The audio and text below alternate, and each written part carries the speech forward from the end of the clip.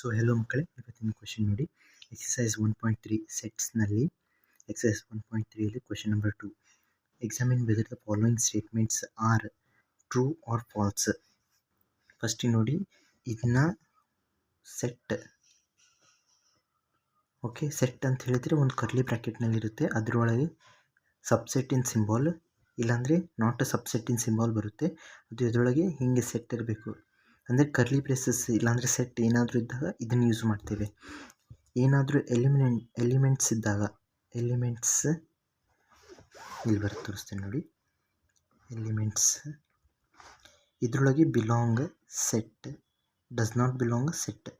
ಅಂದರೆ ಇಲ್ಲಿ curly bracket ಇರುತ್ತೆ, ಇಲ್ಲಿ ಎಲಿಮೆಂಟ್ ಇರುತ್ತೆ, ಮತ್ತು ಇದರೊಳಗೆ ಸೆಟ್ ಇರಬೇಕು, ಮತ್ತು ಹೀಗೆ subset or not a subset ಇವೆರಡು ಸಿಂಬಲ್ ಯೂಸ್ ಮಾಡ್ತಾರೆ.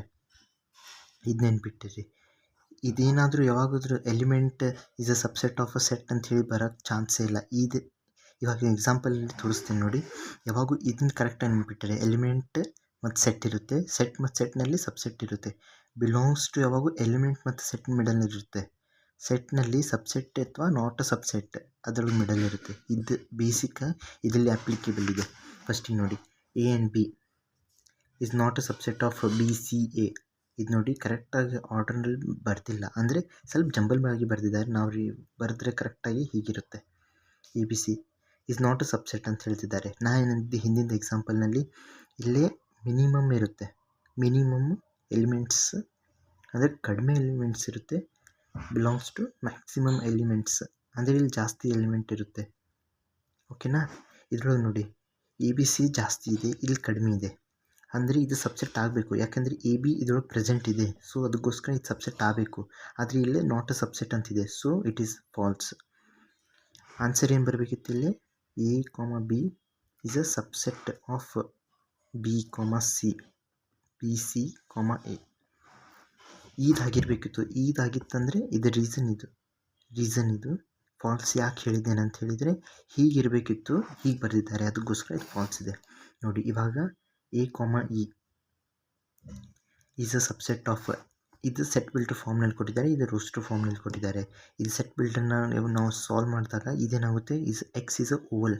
ಎಕ್ಸ್ ಅಂದರೆ ಒಂದು ವೇರಿಯೇಬಲ್, ಒಂದು element which is a variable which changes.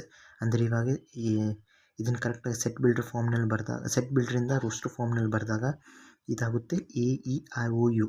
ಅಂದರೆ ಎ ಇ ಇದರೊಳಗೆ ಪ್ರೆಸೆಂಟ್ ಇದೆ, ಸೊ ಅದಕ್ಕೋಸ್ಕರ ಇದು ಸಬ್ಸೆಟ್ ಆಗುತ್ತೆ. ಸೊ ಇದೇನಾಗುತ್ತೆ, ಟ್ರೂ ಇದೆ. ಟ್ರೂ ಯಾಕಂತ ಹೇಳಿದರೆ, ಇದನ್ನು ಸೆಟ್ ಬಿಲ್ಡರ್ ಫಾರ್ಮ್ನ ರೋಸ್ಟರ್ ಫಾರ್ಮ್ನಲ್ಲಿ ಬರೆದಿದ್ದೇನೆ. ರೋಸ್ಟರ್ ಫಾರ್ಮ್ನಲ್ಲಿ ಇದು ನೋಡಿದರೆ ಇವೆರಡು ಎಲಿಮೆಂಟ್ಸ್, ಇದು ಕಡಿಮೆ ಇರೋ ಎಲಿಮೆಂಟ್ಸ್ ಇಲ್ಲಿ ಪ್ರೆಸೆಂಟ್ ಇದೆ. ಓಕೆನಾ? ಅದಾದ ನಂತರ ಇದು ಟ್ರೂ ಇದೆ. ಇದು ರೀಸನ್ನ ಇಲ್ಲಿ ಹೇಳಿದ್ದೇನೆ. 1, 2, 3 ಇಸ್ ಅ ಸಬ್ಸೆಟ್ ಆಫ್ 1, 3, 5. ಇಲ್ಲಿ ನಂಬರ್ ಆಫ್ ಎಲಿಮೆಂಟ್ಸ್ ಈಕ್ವಲ್ ಇದೆ. ಆದರೆ ಏನಂದರೆ ಇಲ್ಲಿ 2 ಇದೆ, ಇಲ್ಲಿ 2 ಇಲ್ಲ, ಇಲ್ಲಿ ಮಿಸ್ಸಿಂಗ್ ಇದೆ. ಸೊ ಅದಕ್ಕೋಸ್ಕರ ಇದೇನಾಗುತ್ತೆ, ಫಾಲ್ಸ್ ಆಗುತ್ತೆ. ಇದರ ರೀಸನ್ ಇಲ್ಲಿ ಬರೆದಿದ್ದೇನೆ, ಇದರ ರೀಸನ್ ಬರೀತಿದ್ದೇನೆ ನೋಡಿ.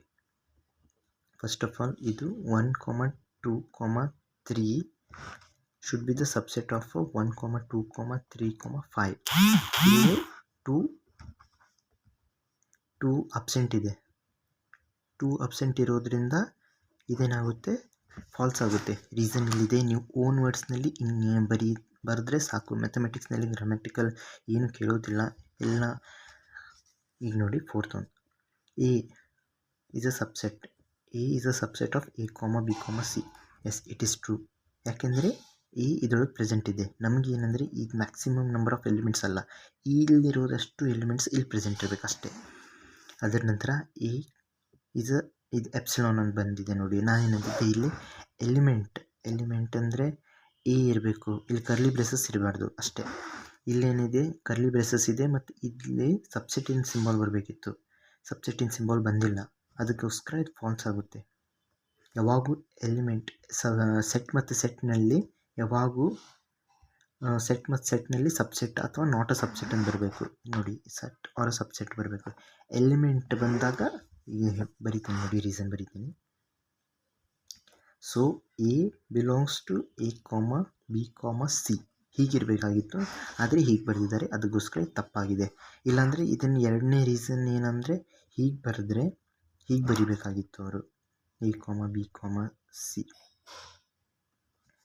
ಹೀಗೆ ಬರೆದ್ರೆ ಇವೆರಡು ಕರೆಕ್ಟ್ ಇದೆ. ಫಾಲ್ಸ್ ಯಾಕೆ ಅಂತ ಹೇಳಿದರೆ ಹೀಗೆ ಬರೆದಿದ್ದಾರೆ, ಇಲ್ಲಿ ಎಲಿಮೆಂಟ್ ಇರಬೇಕಿತ್ತು. ಈಗ ನೋಡಿ X is A even natural number less than 6. ಇದನ್ನು ಸೆಟ್ ಬಿಲ್ಡರ್ ಇಲ್ಲದೆ ರೋಸ್ಟ್ರಲ್ಲಿ ಬರೀತಿದ್ದೇನೆ 6 ಅಂತ. Natural number less than 6. Even number ಅಂತ ಹೇಳಿದರೆ 2. ನ್ಯಾಚುರಲ್ ನಂಬರ್ ಅಂತ ಹೇಳಿದರೆ ಇದ್ರಲ್ಲಿ 0 ಇನ್ಕ್ಲೂಡ್ ಆಗೋಲ್ಲ, 2 ಇಂದ ಸ್ಟಾರ್ಟ್ ಆಗುತ್ತೆ, 4. ಓಕೆ, ಇವಾಗ ನೋಡಿ ಸಬ್ಸೆಟ್ ಇದೆ, ಸಬ್ಸೆಟ್.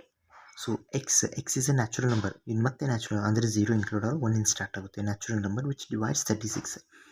36ಗೆ ಡಿವೈಡ್ ಮಾಡೋದು ಏನಂದರೆ 1 2 3 4 5 ಬರಲ್ಲ, 6 ಆದ ನಂತರ 9 ಆದ ನಂತರ 12 ಆದ ನಂತರ 18 ಒಂದು ಬರುತ್ತೆ, 18 ಆದಮೇಲೆ 36. These are the numbers. ಇವಾಗ ನೋಡಿ 2 4 ಇದರೊಳಗೆ ಪ್ರೆಸೆಂಟ್ ಇದೆ, ಸೊ ಇದೇನಾಗುತ್ತೆ ಟ್ರೂ. ಸೊ ನೋಡಿ ನಾನು ಇದರೊಳಗೆ ರೀಸನ್ ಅಂದರೆ ಇವೆರಡು ಇಲ್ಲಿ ಪ್ರೆಸೆಂಟ್ ಇದ್ದಾವೆ, ಅದಕ್ಕೋಸ್ಕರ ಟ್ರೂ ಅಂತ ಬರೆದಿದ್ದೇನೆ. ಇವಾಗ ಇದರೊಳಗೆ ಏನಾದರೂ ನಿಮಗೆ ಪ್ರಾಬ್ಲಮ್ ಇದ್ದರೆ ದಯವಿಟ್ಟು ಕಮೆಂಟ್ ಮಾಡಿ. ಮತ್ತು ನಿಮಗೆ ಇವಾಗ ಕ್ವಾರ್ಟರ್ಲಿ ಎಕ್ಸಾಮು ಈಗ ಜುಲೈ ಮಿಡ್ಡಲ್ಲಿ ಇರ್ಬೋದು, ಇಲ್ಲಾಂದರೆ ಲಾಸ್ಟ್ ವೀಕ್ನಲ್ಲಿ ಇರ್ಬೋದು. ದಯವಿಟ್ಟು ಕ್ವಾರ್ಟರ್ಲಿ ಎಕ್ಸಾಮಿನ ಒಂದು ಸಿಲೆಬಸ್ ದಯವಿಟ್ಟು ಅದನ್ನು ಕಮೆಂಟ್ನಲ್ಲಿ ಹೇಳಿ. ಯಾಕೆಂದರೆ ನಾನು ಯಾವ್ದಾವ್ದು ಲೆಸನ್ಸ್ ಕವರ್ ಮಾಡಬೇಕಂತ ಫಸ್ಟ್ ಅದನ್ನು ಕವರ್ ಮಾಡಿ ನೆಕ್ಸ್ಟ್ ಸೀಕ್ವೆನ್ಸ್ ವೈಸ್ ಹೋಗೋಣ. ಫಸ್ಟಿಗೆ ಸೆಟ್ ಇರುತ್ತೆ, ಕೆಲವೊಮ್ಮೆ ನಿಮಗೆ ರಿಲೇಷನ್ ಫಂಕ್ಷನ್ಸ್ ಮಾಡಿ ಟ್ರಿಗ್ನೋಮೆಟ್ರಿ ಮಾಡಿ ನೆಕ್ಸ್ಟ್ ಲಿಮಿಟ್ಸಿಗೆ ಹೋಗ್ತಾರೆ. ಕೆಲವೊಮ್ಮೆ ಇಂಡಕ್ಷನ್ ಅದನ್ನೆಲ್ಲ ಮ್ಯಾಥಮೆಟಿಕಲ್ ಇಂಡಕ್ಷನ್ಸ್ ಅದನ್ನು ಕಲಿಸ್ತಾರೆ. ದಯವಿಟ್ಟು ನಿಮಗೆ ಯಾವ್ದು ಕ್ವಾರ್ಟರ್ಲಿ ಎಕ್ಸಾಮ್ನಲ್ಲಿ ಯಾವ್ದು ಕೇಳ್ತಾರೆ ಅದನ್ನು ಹೇಳಿ.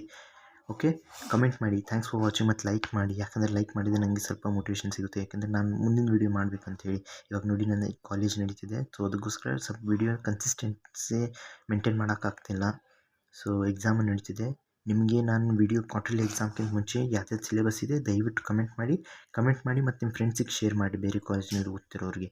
ಅವ್ರ ಸಿಲೆಬಸ್ ಪ್ರಕಾರನೂ ನಾನು ಅದನ್ನು ಕವರ್ ಮಾಡಲು ಟ್ರೈ ಮಾಡ್ತೀನಿ. Thanks for watching.